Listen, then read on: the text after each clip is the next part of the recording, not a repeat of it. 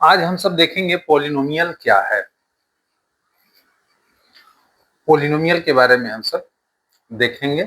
Polynomial बहुत ही interesting term है algebra में, मैथमेटिकल अलजेब्रा में।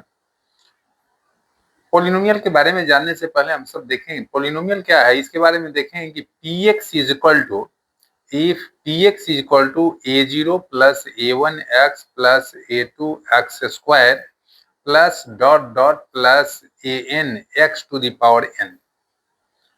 इफ px यदि इस फॉर्म में हो a0 plus a1x plus a2x square plus dot dot plus an x to the power n, where a0 a1 a2 a3 ये सब होना चाहिए कांस्टेंट्स, या इसी को हम लोग रियल नंबर कह सकते हैं, belongs to R. And n जो होना चाहिए, n is non negative integer होना चाहिए, नन निगेटिव इंटीजर। या यहाँ हम इफ लगा देंगे, if px is equal to इतना, where a0 a1 a2 a3 dot dot an belongs to r, मतलब रियल नंबर होना चाहिए। And n is non negative integer होना चाहिए, non negative integer. then px is called a polynomial, then px is called polynomial। इसको हम लोग polynomial कहते हैं, पॉलिनोमियल ऑफ डिग्री n या nth डिग्री का पॉलिनोमियल कहलाता है। जो यहाँ हाईएस्ट पावर होता है x का, वेरिएबल का, उतने डिग्री का पॉलिनोमियल कहलाता है।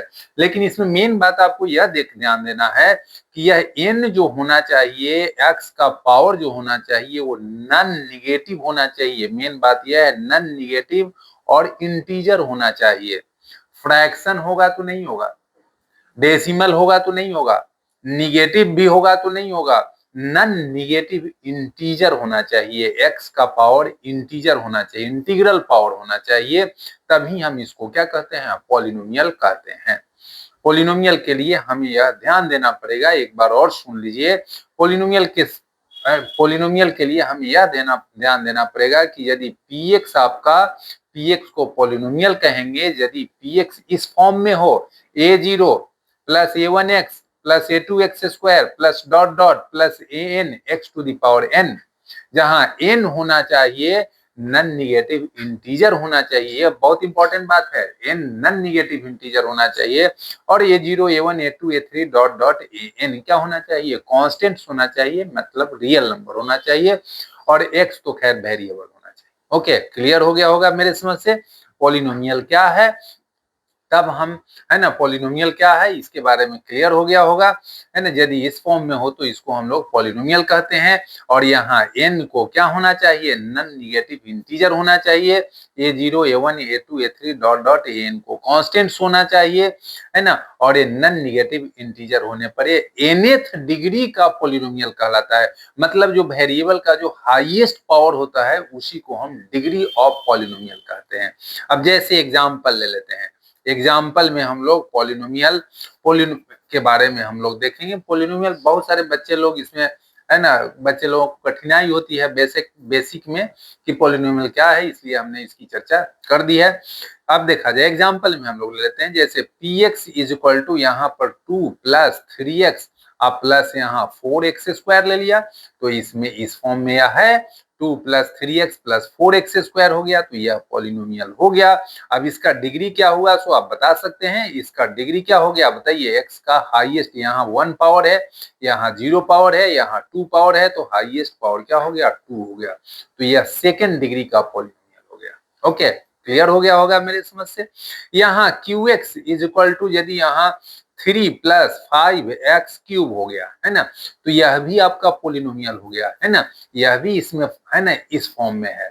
हाँ, इसमें ध्यान दीजिएगा कि 3 कांस्टेंट तो है, 0 है, लेकिन x का टर्म नहीं है, है ना, एक्स स्क्वायर का टर्म नहीं है, सीधे एक्स क्यूब का टर्म है। तो ऐसा कह तो सकते हैं कि एक्स का कोएफिशिएंट 0 हो गया, एक्स स्क्वायर का भी कोएफिशिएंट 0 हो गया और एक्स क्यूब का कोएफिशिएंट 5 हो गया। तो यह क्यू एक्स भी आपका एक पोलिनोमियल है और इस पोलिनोमियल का डिग्री आपका क्या हो गया बताइए, डिग्री 3 हो गया।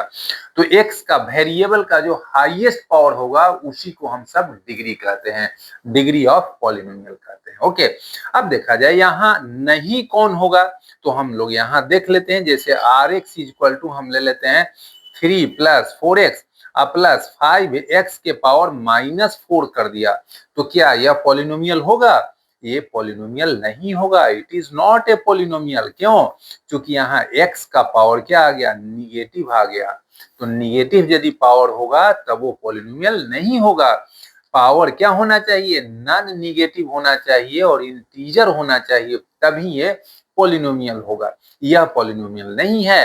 एक और एग्जांपल लेते हैं, एस एक्स इक्वल टू यहाँ 3 प्लस 4x प्लस 7x के पावर यहाँ पे हम ले लेते हैं 5/2 ले लिया, क्या यह पोलिनोमियल है? नहीं, यह भी नहीं है पोलिनोमियल, क्योंकि x का पावर यहाँ क्या आ गया बताइए, फ्रैक्शन आ गया। नहीं, तो फ्रैक्शन भी नहीं होना चाहिए, निगेटिव भी नहीं होना चाहिए, डेसिमल भी नहीं होना चाहिए, तो होना क्या चाहिए? तो x का पावर ऑलवेज क्या होना चाहिए, नॉन निगेटिव इंटीजर होना चाहिए, है ना, नॉन निगेटिव इंटीजर, तब जाकर के ऐसा वो पॉलिनोमियल होगा।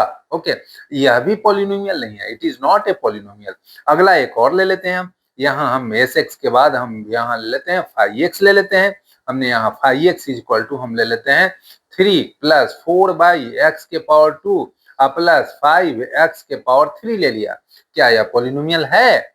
नहीं है, यह भी नहीं है पॉलिनोमियल, क्योंकि 4/x का मतलब क्या हो, एक्स स्क्वायर है। ये नीचे से जब ऊपर जाएगा तो x के पावर -2 हो जाएगा, तो x का पावर निगेटिव आ जाएगा, इसलिए यह भी पॉलिनोमियल आपका नहीं है, it is not a polynomial.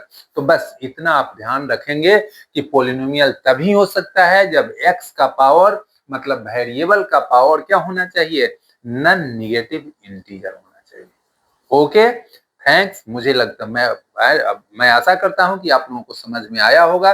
समझ में आया होगा तो कमेंट बॉक्स में आप बताएंगे, है ना, और इसे माइंड में रखेंगे।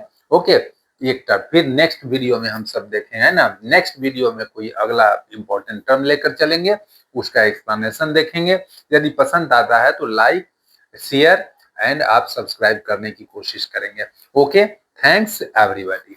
Okay, thanks.